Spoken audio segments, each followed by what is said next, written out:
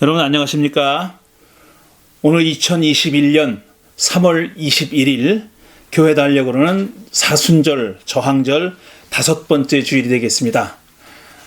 다음 주일은 종료주일이고 그 다음 주일은 이제 부활주일이 됩니다. 그러니까 사순절, 저항절도 이제 마지막 단계에 들어선 거죠. 예, 환영의 약속 함께 하시며 오늘 사순절, 저항절 5번째 예배 시작합니다. 환영합니다. 이미 믿는 이들과 믿음을 찾는 모든 이들을, 희망에 거하는 이들과 희망이 필요한 모든 이들을 환영합니다. 기쁨 넘치고 강한 이들과 애통하고 연약한 모든 이들을 환영합니다. 그리스도를 아는 이들과 알고 싶은 모든 이들을 환영합니다. 우리는 하나님의 은혜가 모든 이들에게 임한다고 믿습니다. 다른 데서 환영받지 못하거나 거절당한 경험 있는 이들에게 말씀드립니다. 우리는 여러분 모두를 두 팔 벌려 환영합니다. 여러분 환영합니다. 오늘 향림교회 주일 예배에 오신 모든 분들을 환영합니다. 지금 이 예배에는 저하고 윤경애 교우하고 함께 둘이서 예배를 지금 같이 진행하고 있습니다. 지난주에 있었던 작은 사고, 실시간 예배였기 때문에 일어났던 작은 사고 때문에 일단 오늘은 예배를 녹화해서 진행하고 있습니다. 공동기도 순서입니다. 한 목소리로 공동기도 드리겠습니다. 하나님, 우리에게 생명의 영을 불어넣어 주셔서 감사합니다. 당신의 빛과 생명이 우리 안에 머물게 해주셔서 감사합니다. 그 안에서 우리는 당신께로 향하는 길을 찾아갑니다. 우리 일상의 삶을 통해 당신의 사랑을 드러내겠습니다. 하나님, 사랑하는 것은 이기는 것이 아니라 지는 것이고, 자신을 내세우는 것이 아니라 낮추는 것이라고 했습니다. 사랑은 주님께서 그렇게 하셨듯이 이웃을 위해서 내게 주어진 십자가를 지는 것입니다. 이 사순절 저항절에 자신을 지키는데 몰두한 나머지 작은 일에도 악착같이 지지 않으려는 못난 모습을 버리겠습니다. 내가 겪는 작은 고통은 하염없이 부풀리고 이웃이 당하는 큰 아픔을 외면하는 잘못을 저지르지 않겠습니다. 이 나라에 새로운 정부가 들어섰습니다. 지난 4년 우리는 한치 앞을 내다볼 수 없는 안개 속을 걸었습니다. 이제 우리 결에도 심기일전하여 대화의 다리를 다시 잇게 해주십시오. 우리 사회 곳곳을 가로막고 있는 담장들도 과감히 헐게 해주십시오. 조지아주에서 인종 혐오로 보이는 살인사건이 또 일어났습니다. 이로 인해 8명이 소중한 생명을 잃었습니다. 사랑하는 사람을 잃은 가족과 친지들을 당신께서 위로해 주십시오. 피부색과 언어와 문화와 종교가 다르다는 이유로 사람을 미워하고 차별하는 일이 끊이지 않고 있습니다. 대체 무엇이 21살의 청년으로 하여금 증오로 가득한 어리석은 행동을 하게 만들었을까요? 우리는 어떻게 해야 사랑과 긍휼의 마음으로 이웃과 더불어 살아가는 길을 배울 수 있을까요? 보복과 폭력의 악순환의 고리를 끊고 비폭력의 방법으로 정의를 세우고 평화를 이루는 삶을 살게 되기를 기도합니다. 그 길을 찾으려 애쓰는 전 세계에 흩어져 있는 정의와 평화의 일꾼들을 기억하며 오늘 당신을 예배합니다.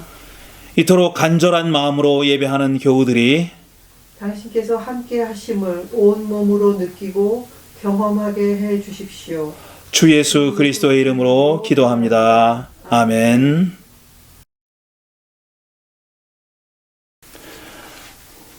이제 기도 순서가 되겠습니다. 먼저 개인 기도 시간을 잠시 갖고 그 다음에 목회 기도, 중보 기도, 헌금 기도 제가 하겠습니다. 제가 가지고 있는 기도 제목, 늘 우리가 계속 기도해 왔던 기도 제목들입니다. 이 코비드 때문에 고통당하고 있는 우리 교우들과 이웃을 위해서 기도해 주시고, 그리고 방금 우리가 공동기도 순서에도 기도했듯이 지금 조지아주에서 거의 명백하게 인종 혐오 범죄라고 여겨지는데, 또 안타깝게 그 경찰들은 그걸 가리려고 애쓰는 것 같아서 또 안타깝기도 하고 또 화도 나고 그렇습니다. 언제나 이 인종 혐오, 인종 차별이 없어질지, 한편으로는 참 기도도 하면서 또 한편으로는 참 너무 먼 것 같다는 그런 느낌에 또 실망도 되고 좌절감도 여러분 다 가지고 계실 거라고 믿습니다. 인종 혐오 범죄, 또 인종 차별, 이런 것들을 빨리 사라지게 여러분 힘을 모아서 기도해 주시기 바랍니다. 잠시 개인 기도하는 시간 갖고 제가 기도를 이어갑니다. Abide with me, fast for eventide. The darkness deepens, Lord, with me abide. When other helpers and comforts me.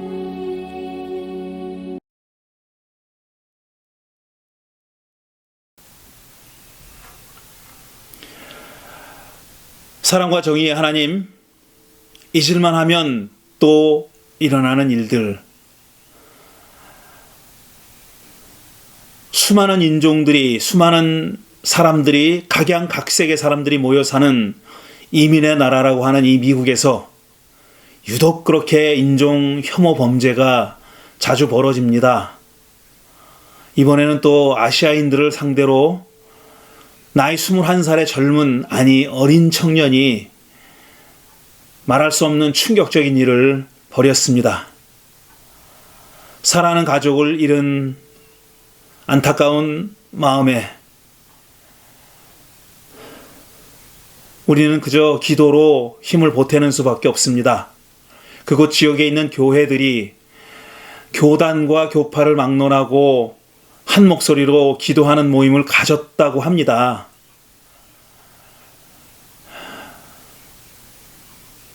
사람이 사람을 미워한다는 것이 얼마나 미움 당하는 사람뿐 아니라 미워하는 사람들의 영혼까지 피폐하게 만들고 망가뜨리는지 우리가 잘 알고 있습니다. 하나님, 이런 범죄가 하루빨리 사라지도록 해주시고 이웃을 내 몸과 같이 사랑하라는 예수님의 말씀 조금이라도 실천할 수 있는 그런 우리 기독교인, 또 그런 시민들이 될 수 있도록 하나님 함께 해주시기를 간절히 바랍니다. 코비드 사태가 진정되는 것 같더니, 또 백신의 효과를 보는 것 같더니 또 이렇게 엎치락 뒤치락 하고 있습니다. 여전히 이 나라에서는 수만 명의 환자들이 새로 생기고 또 사망자들이 늘어가고 있습니다.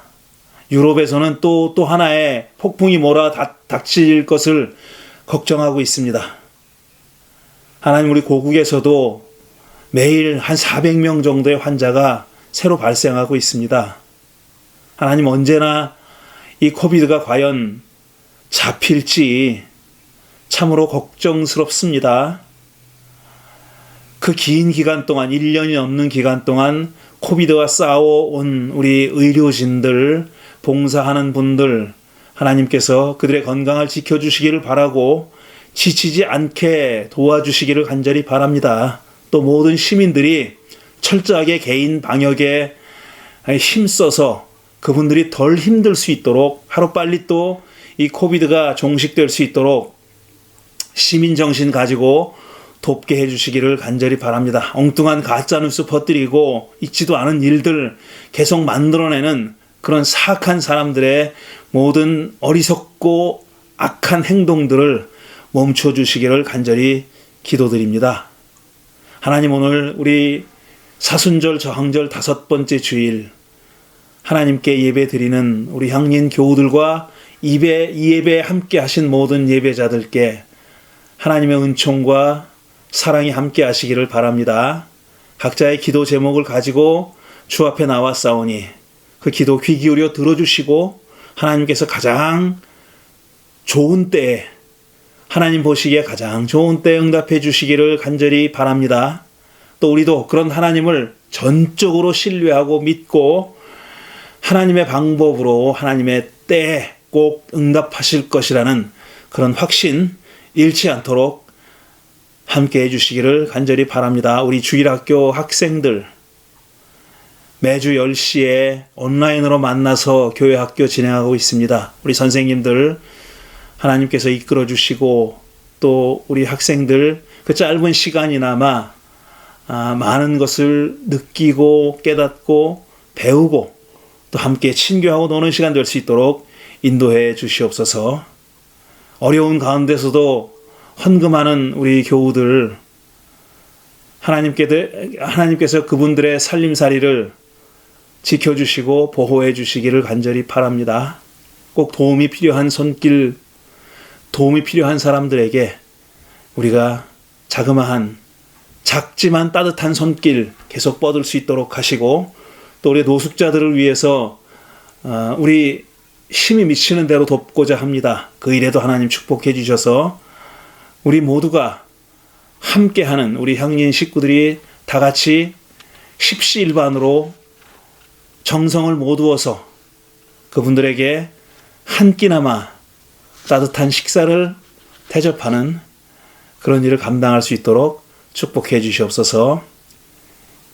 이 예배 모든 순서를 통해서 하나님께서 기뻐하시고 영광 받으시며 또 예배하는 우리가 하나님의 따뜻한 임재를 느낄 수 있도록 함께 해주시기를 기도하는 마음으로 이 모든 말씀을 예수 그리스도 이름으로 비옵나이다. 아멘.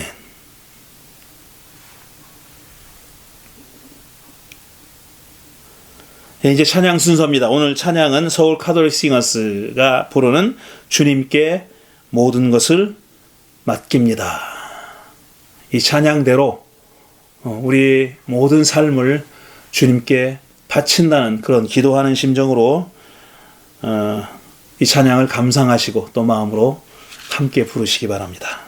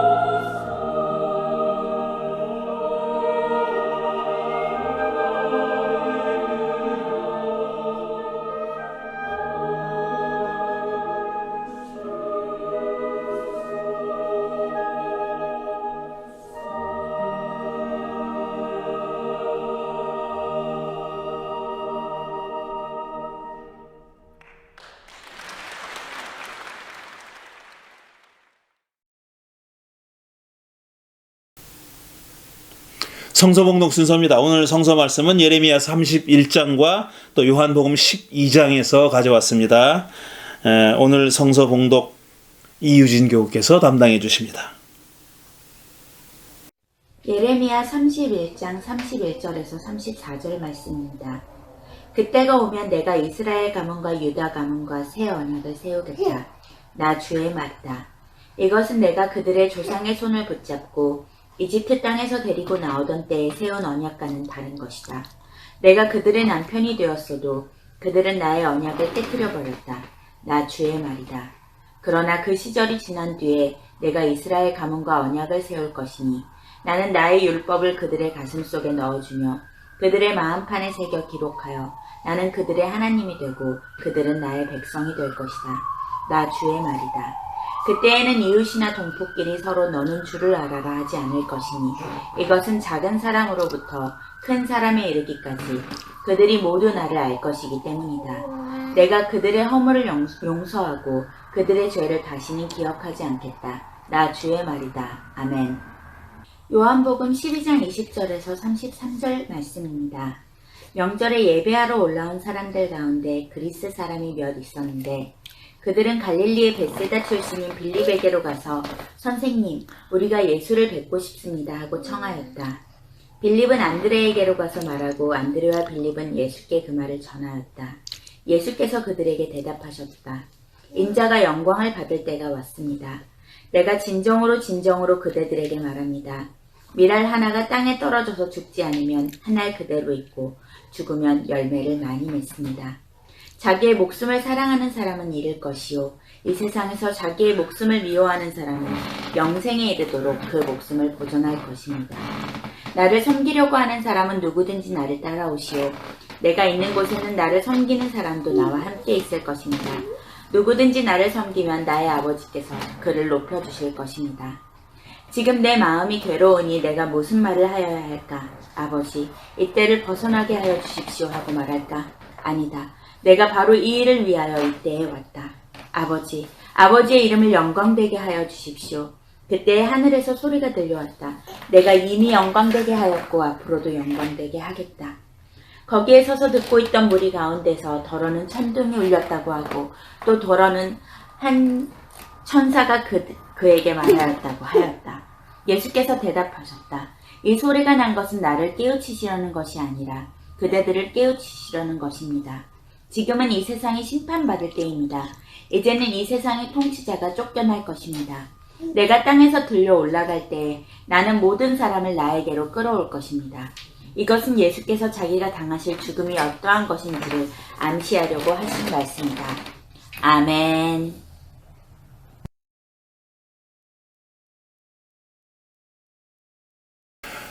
오늘은 사순절 저항절 5번째 주일입니다. 이제 다음 주일이 종려주일이고 그 다음 주일은 부활주일입니다. 그러니까 사순절도 마지막을 향해 달려가고 있는 중입니다. 오늘 렉셔너리가 읽도록 정한 말씀은 우리가 읽은 예레미야 31장과 요한복음 12장 이외에도 시편 51편, 그러니까 다윗의 참회의 시라고 알려진 시편 51편 말씀과 히브리서 5장 말씀입니다. 우리는 그 중에서 예레미야와 요한복음의 말씀을 택해서 심장에 박힌 십자가라는 제목으로 제가 말씀을 드리겠습니다. 예레미야 예언자는 이제 새로운 시대에는, 그러니까 예레미야 예언자의 시대적 배경을 감안하면, 그러니까 포로 시기가 끝난 그 다음 시기를 얘기하는 겁니다. 새로운 시기, 새로운 시대에는 하나님이 돌판에 계명을 새겨주셨던 것과는 달리, 그러니까 시내산에서 이스라엘 백성들이 출애굽한 후에 시내산에서 하나님으로부터 계명을 받았을 때, 모세를 통해서 하나님으로부터 계명을 받았을 때 돌판에 말씀을 새겨주셨지 않습니까? 그렇게 돌판에 말씀을 새겨줬던 그것과는 달리 각 사람의 심장에 우리가 가지고 있는 성경은 마음이라고 번역했는데 마음, 심장 똑같은 말입니다. 히브리 말로는 같은 말을 씁니다. 그러니까 마음이라 그러면 좀 추상적인 의미가 있고 심장이라 그러면 정말 물질적인 심장을 얘기하는 거죠.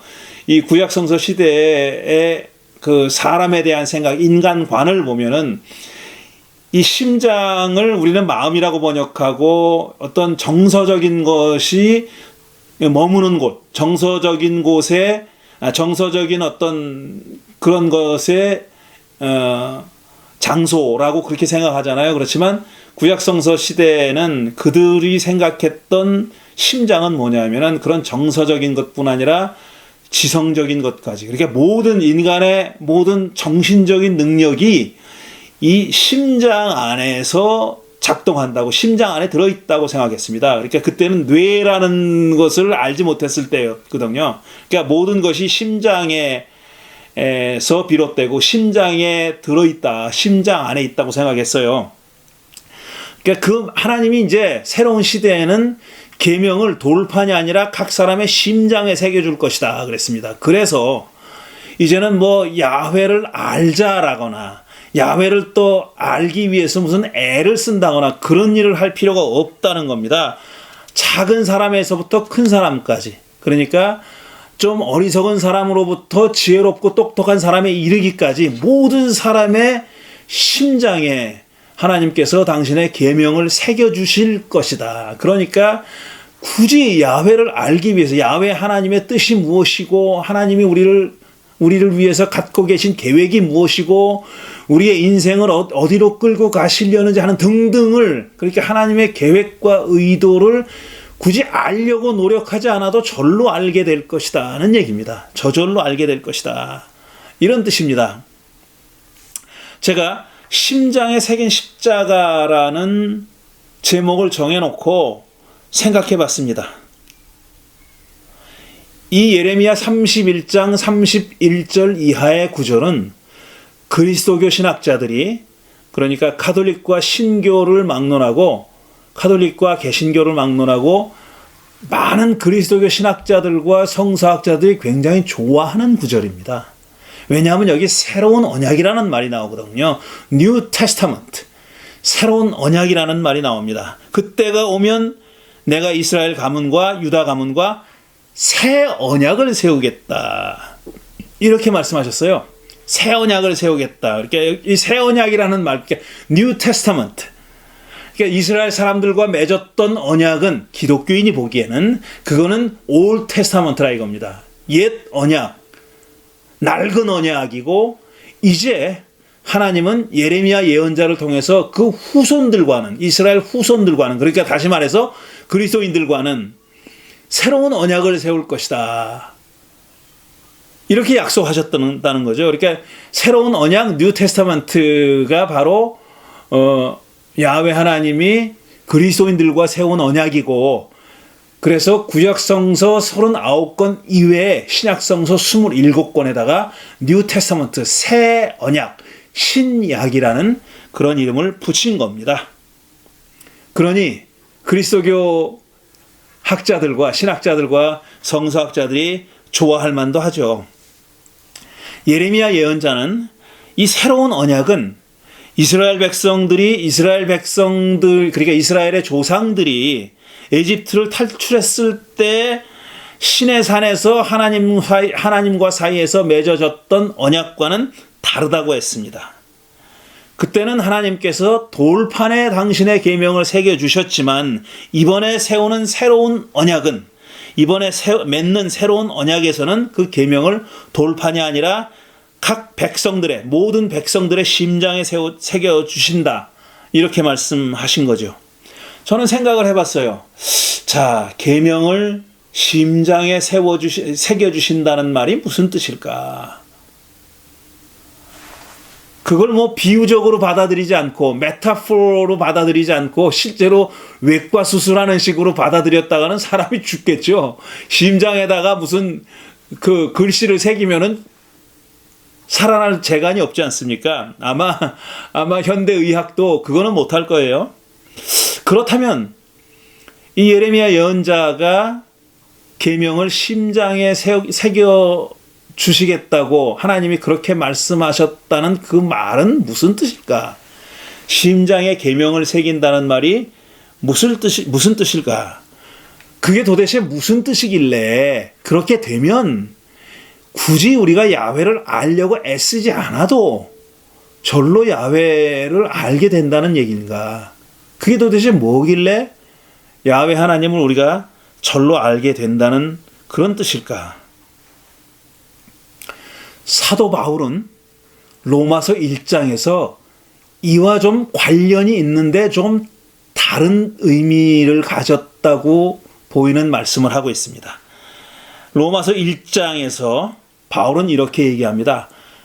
사람은 태초부터 하나님의 창조 세계를 보면, 그렇게 하나님의 창조 세계를 바라보면, 그러니까 관조하면 이런 뜻이지요. 그냥 이 육신의 눈으로 바라본다는 뜻에 그치는 말은 아닐 터이고, 그 창조 세계를 깊은 눈으로 바라보면, 관조하면 야훼께서 그렇게 야훼 하나님의 보이지 않는 속성이 뭔지, 하나님이 어떤 분인지, 하나님의 영원한 능력과 하나님의 하나님다우심이라는 것이 무엇인지 우리가 알 수 있다고 얘기했습니다. 다시 말씀드리면 바울은 창조 세계를 그냥 관조하기만 하면 하나님이 어떤 분인지 우리가 알게 될 것이다, 이렇게 말한 겁니다. 하나님의 영원한 능력과 하나님의 속성을 우리가 알 수 있게 그렇게 하나님이 사람들을 창조하셨다고 말하고 있습니다. 그래서 바울이 뭐라고 하냐면 하나님을 모른다고 핑계댈 수 있는 사람은 없다고 얘기했어요. 그 누구도 나는 하나님이 자신을 알려주지 않았기 때문에 나는 하나님이 누군지 몰라 라고 말할 수 없다고, 그렇게 핑계댈 수 없다고 얘기했습니다. 하나님의 피조세계를 관조하기만 하면 하나님이 어떤 분인지 다 알 수 있도록 하나님은 우리 사람들을 그렇게 창조하셨다는 겁니다. 만일 바울의 말이 옳다면, 그게 옳다면, 바울이 한 말씀이 옳다면 하나님은 굳이 우리 사람들의 심장에 당신의 계명을 새겨주실 필요가 있었을까 하는 의문이 들지 않습니까? 여러분 어떻게 생각하십니까? 바울이 사람과 하나님의 관계를 이해하듯이 그렇게 이해한다면, 하나님이 창조 때 사람에게 하나님을 알만한 어떤 능력, 그걸 뭐라고 신앙이라고 불러도 좋고, 하나님의 형상이라고 불러도 좋고, 양심이라고 불러도 좋고, 뭐라고 불러도 좋습니다. 그것을 사람에게 태초에 심어 놓으셨기 때문에 하나님이 어떤 분인지, 하나님의 속성이 무엇인지 다 알 수 있다면 굳이 예레미야 예언자가 말했듯이 사람의 심정에 당신의 계명을 새겨 놓을 필요가 있겠냐는 거죠. 물론 그게 전부가 아닙니다. 바울은 거기서 그치지 않죠. 그게 전부가 아니라 이렇듯이 사람은 다 하나님을 알 수 있게끔 창조됐지만, 사람은 하나님을 알면서도 하나님을 영화롭게 하거나 감사를 드리기는커녕 그 생각이 허망해져서 마음이 어둠으로 가득 차게 되었다 그랬어요. 그래서 사람은 스스로 지혜 있다고 생각하지만 정말 실상은 어리석기 짝이 없고, 그렇기 때문에 영원히 썩지 않는 하나님의 영광을 썩어 없어지는 어떤 형상으로 만들어 버리는 죄를 저지르고 말았다, 이렇게 말하고 있습니다. 바울은 사람의 마음이 어두워졌다 그랬어요. 사람의 마음이 캄캄해졌는데 그게 어떤 하나님이 그렇게 하신 것도 아니고, 아니면 다른 어떤 외부 세력이 그렇게 한 것도 아니고, 자기 스스로가, 사람 스스로가 허망해져서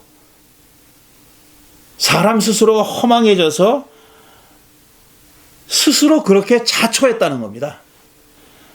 사람의 마음이 어두워진 것은 사람이 자초한 결과다. 이렇게 말하고 있습니다. 제가 예레미야를 얘기했는데 예레미야도 마지막에 한 절을 더 넣었어요. 마지막에 한 절을 더 넣었습니다. 그러니까 굳이 애쓰지 않아도 야훼 하나님을 다 알 수 있을 것이라고 말한 다음에 뭐라고 얘기했냐면은 하나님께서 사람의 허물을 용서하고 그가 지은 모든 죄를 기억하지 않겠다고 하셨다고. 그렇게 선언합니다. 그러니까 여기서는 하나님이 주체가 되어서, 그러니까 여기는 사람이 무슨 죄를 회개하고 참여하고 그런 얘기가 나오지 않아요. 예레미야 31장에 그런 말이 나오지 않습니다. 그러니까 하나님이 죄 용서하고 뭐 이런 것이 허물을 용서하고 지은 죄를 기억도 하지 않겠다고 말씀하셨는데 그것의 선결 조건이, 선제 조건이 사람들이 참여하는 거다 이런 말이 없어요. 그런 말이 없고 하나님이 그냥 새로운 마음을 심어주고 그 심장에다가 당신의 계명을 새겨주셔서 허물을 다 용서해 주시고 죄를 기억하지 않겠다고 그렇게 약속하신 걸로 되어 있어요.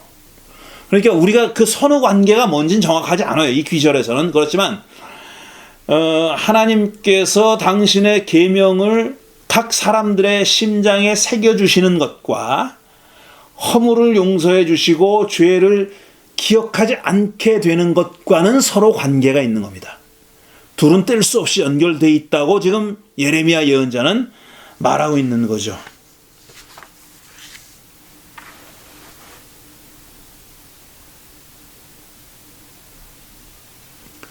바울은 로마서 1장에서 이렇게 얘기한 다음에 쭉 그 논지를 계속 이어나갑니다. 1장, 2장, 3장까지 계속 이어나가는데 그걸 요약하면 이렇게 말하고 있어요. 바울은 태초부터 하나님을 알 수 있게 창조된 사람이 하나님을 영화롭게 하지도 않고 감사를 드리지도 않고 영원히 썩지 않은 하나님의 영광을 썩어 없어질 형상으로, 눈에 보이는 형상으로 바꿔놓는 죄를 저질렀지만 예수 그리스도를 통해서 율법과는 무관한 하나님의 의가 나타났다 이렇게 얘기합니다.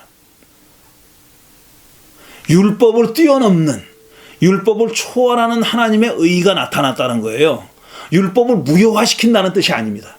율법을 어떤 초월하는, 율법을 감싸 안고 뛰어넘는 그런 하나님의 의가 나타났고 나타났는데 그 의가 뭐냐? 그렇게 나타난 하나님의 의라는 것이 뭐냐 하면은 예수를 믿는 믿음을 통해서 모든 사람들에게 구원의 길을 열어주신 것, 그게 새롭게 나타난 하나님의 의라는 거예요. 다시 한번 말씀드리면 이게 굉장히 사실 교리적으로 들리는 말씀입니다. 바울은 사람은 어떻게 창조됐냐면 창조됐을 때부터 창조 세계를 관조하면 하나님이 어떤 분이시라는 것을 알 수 있도록 그렇게 창조됐습니다. 하나님을 알 수 있는 내재적인 능력을 어떤 뭔가를 가지고 우리가 창조된 겁니다. 그런데 사람이 어리석어서 마음이 어두워져서 그걸 다 버렸다는 거예요. 그걸 다 버렸다는 거예요. 영원히 썩지 않을 하나님의 영광을 썩어 없어질 형상을 만드는 대로 그렇게 타락시켜버리고 말았다. 타락해버리고 말았다. 그렇지만 그게 사람들에 대한 하나님의 마지막 선언은 아니라는 겁니다. 이제 율법의 어떤 계명들을 훨씬 초월하는, 뛰어넘는 그런 하나님의 의가 나타났는데 그것은 예수 그리스도로 말미암아 예수 그리스도로 말미암은 것이고 그 예수를 신앙하면, 그 예수를 믿게 되면 바로 새롭게 구원의 길이 열리는, 그걸 말하는 겁니다.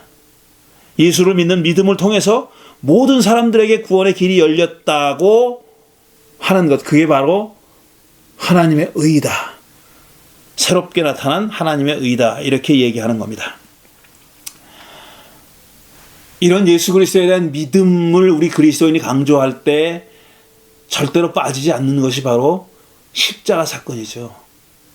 그래서 제가 오늘 제목을 심장에 새긴, 심장에 박힌 십자가라는 제목을 붙여본 겁니다.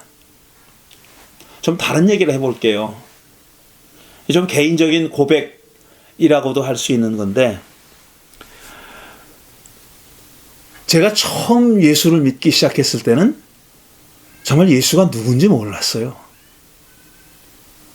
교회에서 가르쳐준 예수는 있지만 그게 제 마음에 이렇게 깊이 와닿질 않았습니다. 아, 그렇게 믿어야 되나 보다. 그게 그리스도교 신앙인가 보다. 기독교인들은 마땅히 그렇게 믿어야 되나 보다. 그렇게 생각하면서 그렇게 해보려고 노력했습니다. 그걸 믿으려고 노력했죠.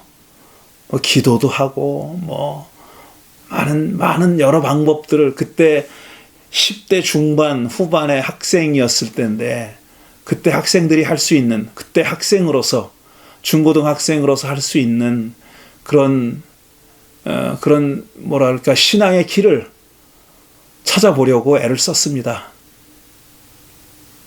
늘 궁금한 거는, 예수가 어떤 분이냐, 도대체 예수가 누구냐 하는 거였어요. 그렇게 교회에서 가르쳐주는 예수, 그게 다는 아닌 것 같은데, 그러면 진짜 예수는 어떤 분일까? 진짜 예수는 어떤 분일까? 저는 그 예수를 알기도 전에 먼저 믿기 시작했습니다. 사실 알지도 못하고 믿은 거죠. 근데 저만 그랬겠습니까? 대부분 다 그렇죠. 예수가 누구신지, 무슨 역사적 예수가 누구고, 그걸 그렇게 많이 알고 믿는 사람이 어디 있겠어요. 그냥 전도 한두 마디, 아니면 작은 신앙적인 경험, 체험, 어떻게 보면 우연일 수도 있는 그런 체험.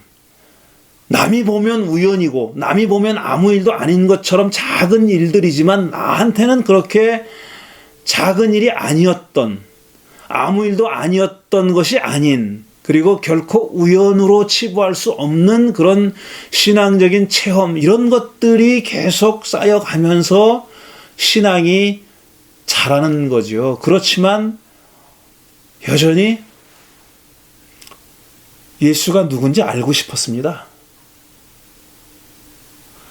예수는 정말 누굴까? 예수는 누굴까? 저도 그렇고 여러분들도 그렇고 우리의 신앙에는 무조건적인 측면이 있습니다. 그러니까 비합리적이죠, 사실은. 설명하기 어려운 것이 있어요. 또 심지어는 미신적인 것들도 있습니다. 미신적인 부분들도 있어요. 사실 모든 종교에는 미신적인 부분이 다 있죠. 불교에도 있고, 유대교에도 있고, 회교에도 있고, 그리스도교에도 있고, 다 있죠. 근데 남이 종교에서 그런 불합리한 점은 미신으로 보이고, 내 종교에서 불합리한 점은 어떤 신비로 보이죠. 그렇게 생각하고 싶어 하죠. 어쨌든 그런 불합리한 점 혹은 미신적인 점들을 다 가지고 있습니다. 그런데 우리네 종교에서 그 미신적인 것들만 이렇게 무슨 외과 수술해서 도려내듯이 그렇게 도려낼 수가 없어요. 그렇게 되지 않아요.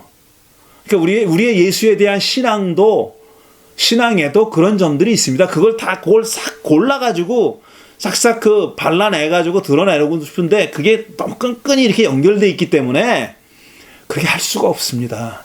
그냥 우리가 계속 그렇게 가지고 가는 거죠. 그렇게 될 수밖에 없어요.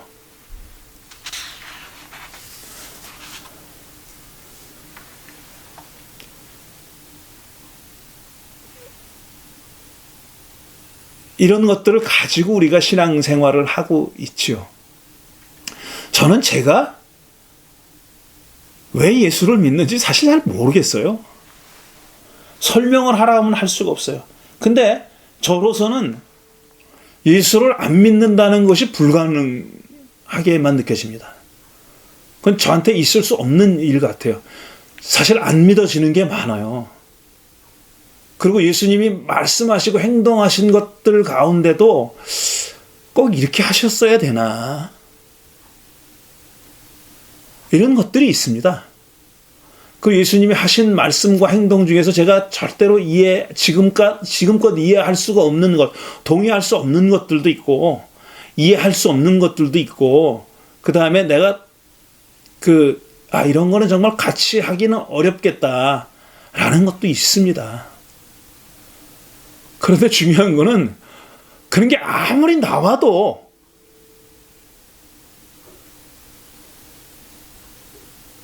저는 예수님에 대한 믿음이 예를 들어서 옅어진다거나 줄어든다거나 그러지 않아요. 그럴수록 더 뭐라 그렇게 호기심이라 그러면 조금 너무 낮은 언어 같고, 그럴수록 더 끌리는 면이 있어요. 안 믿어지지가 않는 거예요, 도무지. 이건 뭐 말로 설명을 하기가 참 힘드네.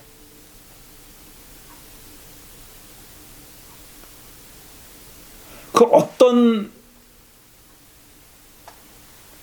어떤 불합리한 점이 나와도 제가 이성적으로 수긍할 수 없는 그런 지점들이 발견돼도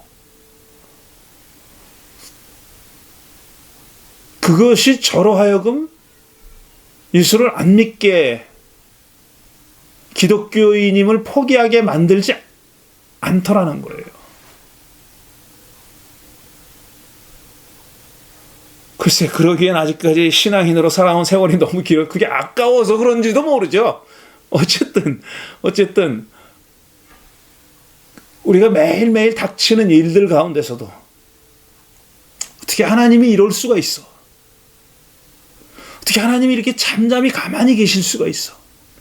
어떻게 하나님이 당신 이름을 사칭해서 저렇게 말도 안 되는 거짓말을 하고 사기를 치는 사람들을 그냥 뭐 그들을 어떻게 없애버리라는 건 아니고 좀 매를 때려가지고 좀 정신 좀 차리게 해주셨으면 좋겠는데 안 하신단 말이에요.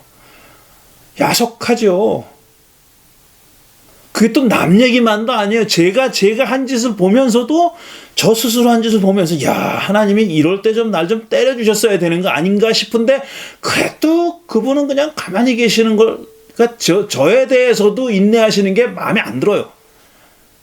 그럴 때가 있습니다. 그런데 그런 일들이 저의 하나님에 대한 믿음, 또 예수님에 대한 믿음을 어떻게 위협한다든지 그러지 않는 거예요. 안 믿어지지가 않는 거예요. 안 믿을 이유가 많은데 안 믿어지지가 않는 거예요. 우리 교회 와서 강연한 적도 있는 이 전공을 얘기하면 누구지 다 아는 얘기지만 고인류학자가 있습니다. 고인류학자예요. 그러니까 진화론이 가장 베이스인 거예요. 고인류학을 하려면은 당연하죠. 그거는 뭐 진화론이라는 것 그냥 전제죠, 전제. 근데 누가 묻더래요. 당신은 어떻게 진화론에 바탕을 해서 학문이 전개되는 고인류학자면서 기독교인일 수가 있느냐, 이렇게 묻더랍니다. 그랬더니 그분이 자기는 그 질문을 받고 참 당황했대요. 왜냐하면 자기가 고인류학자로서의 학문 활동을 하는 것과 자기의 신앙이 이렇게 서로 어울리지 않는다는 생각을 한 번도 해본 적이 없었다는 거예요. 그러니까 거꾸로 얘기하면, 제가 표현하는 방식으로 얘기하면은, 자기가 고인류학자로서의 학문 활동을 활발하게 하는 것이 자신으로 하여금 믿지 않게 만들지를 않은 거예요. 암만 그래도 그것이 자기를 안 믿도록 만들어주지 못했다는 거예요. 않더라는 거죠. 그래서 뭐라고 대답해야 될지 참 난감하더래요. 내가 고인류학자로서 진화론적인 접근을 하는 것과 내 신앙이 이렇게 문제가 돼야 되는가? 저 사람한테는 문제가 되나? 되는 모양이네? 라고 그런 생각이 들더라는 거죠. 어쨌든 저더러 같은 질문, 저도 그런 질문을 많이 받아봤거든요. 초창기에는. 요즘은 질문하는 사람이 없는데 옛날에는 왜 당신은 왜 목사가 됐냐고. 그런 질문 하시는 분들의 생각을 짐작은 합니다. 목사가 안 될 것 같은 사람이 왜 목사가 됐냐고 물어보는 거죠. 저도 딱히 대답할 말이 없어요. 저보고 왜 예수를 믿느냐고 물으면은 제가 딱히 대답할 말이 없어요. 예수가 하나님의 아들이라서 믿는다. 저는 그렇게 간단하지 않습니다. 저는 예수님이 하나님의 아들이라고 믿지만 그래서 제가 예수를 믿는 건 아니에요. 그럼 예수님이 하나님 나라 복음을 전하고 지금 복음서가 전하는 복음을 전하고 그 다음에 기적을 일으키고 그랬다. 그거 다 믿어요. 그래서 제가 예수를 믿는 건 아니에요. 예수님의 말씀 중에 정말 기가 막힌 말씀들, 내 영혼을 때리는 말씀들이 있습니다. 제가 감동하죠. 감탄하죠. 때로는 충격도 받고 무슨 망치로 얻어맞은 것처럼 그렇게 번쩍 놀라가지고 깨어나고 그렇게 하죠. 그런데 너는 그래서 예수를 믿냐라고 물어보면은 그건 아니에요. 저도 궁금한 거예요. 내가 왜 예수를 믿고 있나 지금? 나는 왜 예수를 믿고 있나? 그건 잘 모르겠는데 어쨌든 분명한 거는 예수님이 가셨던 길을 가고 싶은 거예요. 제가 잘한다는 뜻은 아니에요. 제대로 한다는 뜻은 아니에요. 그렇게 하고 싶은 마음 그거는 없어지지 않는다는 거예요. 무슨 일이 생겨도 어떤 신앙에 무슨 의심이 생기거나 문제가 생겨도 이럴 때는 좀 이러지 마시지라는 마음이 생겨도 그럼에도 불구하고 그분의 삶의 자취를 따라가고 싶어하는 그분이 나의 생애 최고의 가치라는 사실만큼은 달라지지 않는 거예요. 그래서 여전히 저는 질문을 하고 있습니다. 나는 왜 예수를 믿고 있는 걸까? 이렇게 10대 중반부터 시작해가지고 지금 나이 60이 넘도록 나는 왜 예수를 믿고 있나? 그러다가 지난주에 우연히 전혀 그리스도교 복음하고 종교적인 영화가 아닌 어떤 한 영화를 보고 이걸지도 모르겠다 라는 생각을 했습니다. 그 영화는 전혀 종교적인 영화가 아니고 어떻게 보면 신파 같은 영화예요. 개인의 어떤 자전적인 자서전을 근거로 만든 영화인데 넷땡땡에 올라와 있는 그런 영화입니다. 힐빌리 엘리지라는 영화예요. 여러분 한번 기회 되면 한번 보십시오. 그래서 다음 주는 종려주일이지만 그 영화 얘기를 하면서 얘기를 계속 해나가도록 하겠습니다. 그것도 종려주일 메시지와도 무관하지가 않습니다. 한마디만 말씀드리고 그칠게요. 예수님이 종려주일에 나귀를 타고 예루살렘에 올라가신 것은 겸손해서가 아니에요. 전혀 다른 뜻입니다. 그 말씀만 드리고 오늘 얘기는 여기까지 하겠습니다. 또 어떤 분들로부터는 또 감질나게 본론은 얘기 안 하고 이렇게 소두만 꺼내고 끝난다고 말씀하실 분이 여러 분 계실 텐데 어쨌든 오늘은 여기까지 말씀드립니다. 잠시 묵상하겠습니다.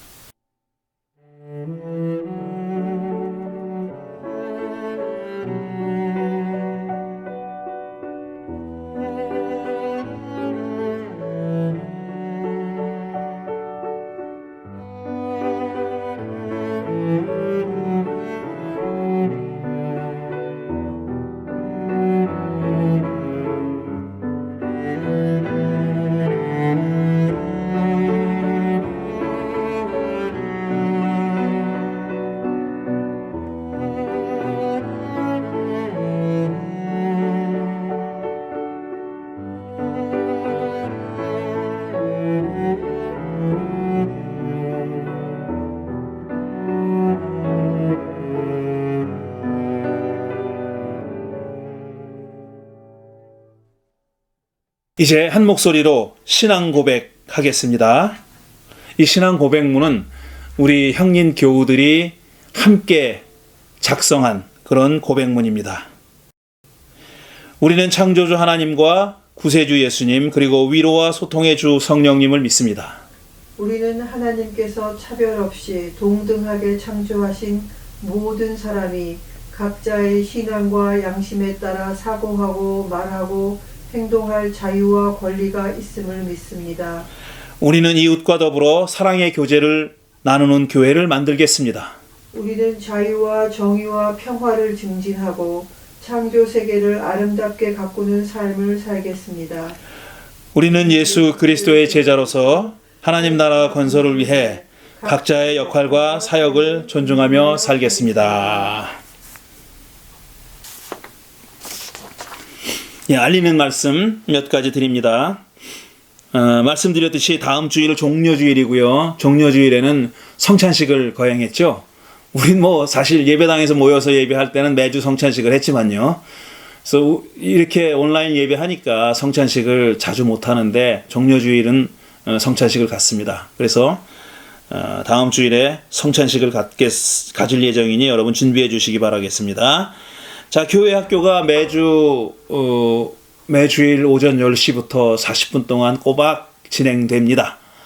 고등부, 초등부로 나눠서 진행하는데 네 분 선생님이 번갈아 가면서 수고하고 계시고 학생들이 열심히 참여하는 그런 것으로 알고 있습니다. 여러분, 제가 우리 선생님들하고 그 학부모님이 같이 모여 있는 단체 대화방에 하나의 제안을 했어요.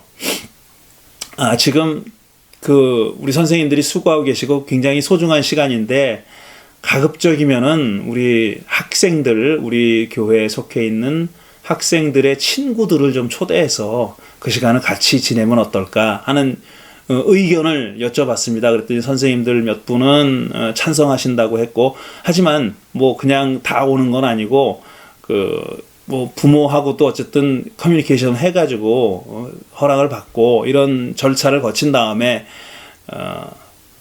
우리 친구들을 초대해서 같이 했으면 좋겠습니다.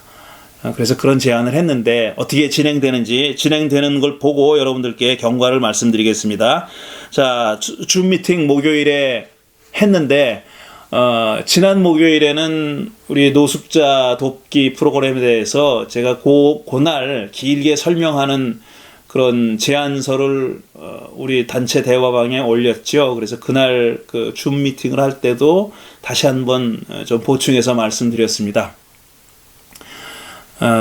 제가 생각하는 것보다 여러분들이 많이 반응 안 해주시고 계시는데 왜 그런지 모르겠어요. 다 동의하셔서 그런 건지 아니면은 그게 아니라서 그런 건지 잘 모르겠습니다. 여러분이 이렇게 가만히 계시면은 우리가 얼굴도 못 보고 표정도 못 보고 바디랭귀지는 못 보잖아요. 그러니까 알 수가 없어요.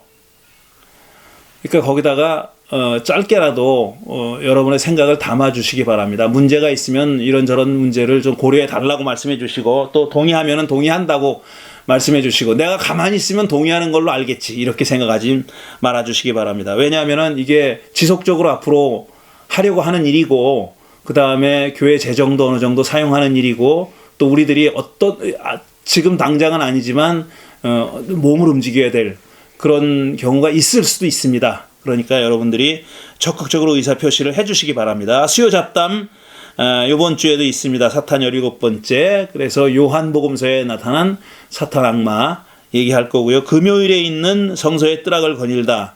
지난주 금요일에 이어서 롤프 크니림 교수의 구약성서 신학의 과제라는 논문을 설명하는 그런 시간입니다. 2부 순서를 26일 금요일에 갖습니다. 네, 이상 알리는 말씀 드렸습니다. 이제 파송과 축도 후주로 오늘 사순절 저항절 5번째 주일 예배를 마치겠습니다. 세상으로 평안히 나아가십시오. 자유인으로 사십시오. 사순절도 막바지에 접어들었습니다. 예수님이 사순절에 겪으신 일들을 그리고 적극적으로 아니면 영적으로 다양한 방법으로 주님이 펼치셨던 그 저항의 정신, 특히 이번 주는 인종 혐오에 대한 여러분의 저항의 뜻을 분명히 나타내 주시길 바랍니다. 가만히 있지 마시고 어떤 형태로든지 우리는 그런 혐오 범죄에 반대한다고, 인종차별에 반대한다는 그런 뜻을 표현해 주시기 바랍니다. 성령의 능력 가운데서 늘 기뻐하십시오.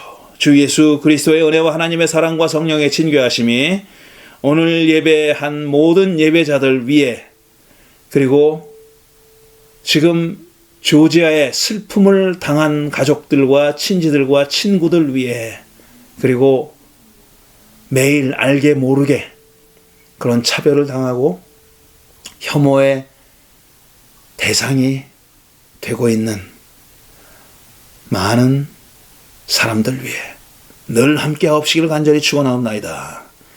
아멘.